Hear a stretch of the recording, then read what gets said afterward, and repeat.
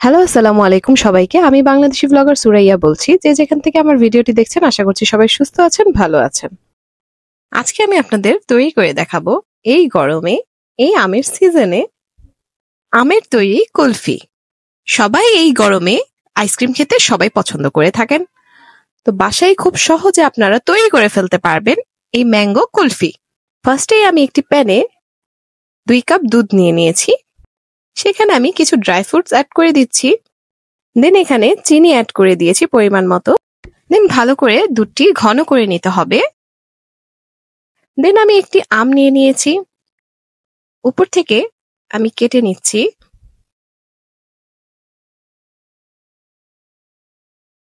দেন ছুরির সাহায্যে আমের আটিটি আলাদা করে নিতে হবে।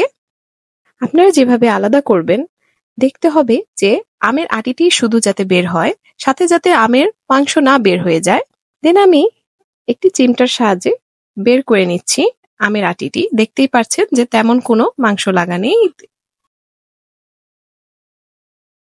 দেন একটি গ্লাসের মধ্যে আমটি নিয়ে নিতে হবে, যে আমটি আমরা কেটে নিয়েছিলাম।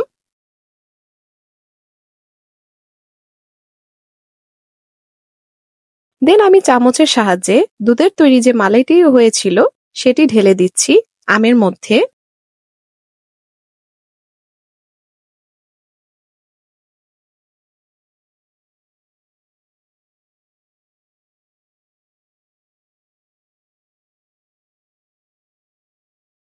অল্প অল্প করে পুরো আমটিতে আমি সেই মালাই দিয়ে দিয়েছি।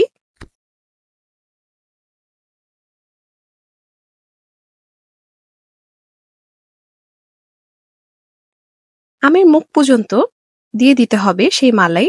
দেন আমি যে উপর থেকে কেটেছিলাম আমটি, উপরে সেই খোসাটি দিয়ে দিচ্ছি। ফ্রিজে 6 থেকে 7 ঘন্টা রাখতে হবে। তারপর ফ্রিজ থেকে বের করে নিয়েছি। এখন কেটে দেখাবো আপনাদের কেমন হয়েছে আমার ম্যাঙ্গো কুলফি। তো দেখতেই পাচ্ছেন যে আমি খোসাটি ছাড়িয়ে নিচ্ছি আমের।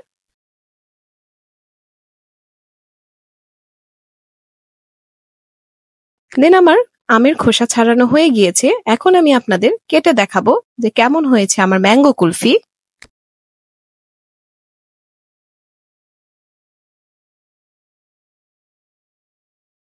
তো দেখতেই পাচ্ছেন কত সুন্দর হয়েছে আমার ম্যাঙ্গো কুলফিটি।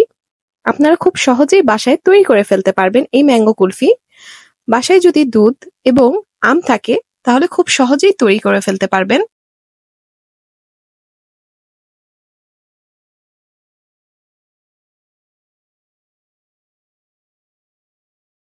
আমার রেসিপিটি ভালো লেগে থাকলে অবশ্যই বাসায় ট্রাই করে দেখবেন এই ম্যাঙ্গো কুলফি। আশা করছি আপনাদের কাছে ভালো লাগবে। আমার ভিডিওটি ভালো লেগে থাকলে অবশ্যই আমার চ্যানেলটি সাবস্ক্রাইব করে দিবেন এবং আমার ভিডিওটিতে লাইক দিয়ে দিবেন।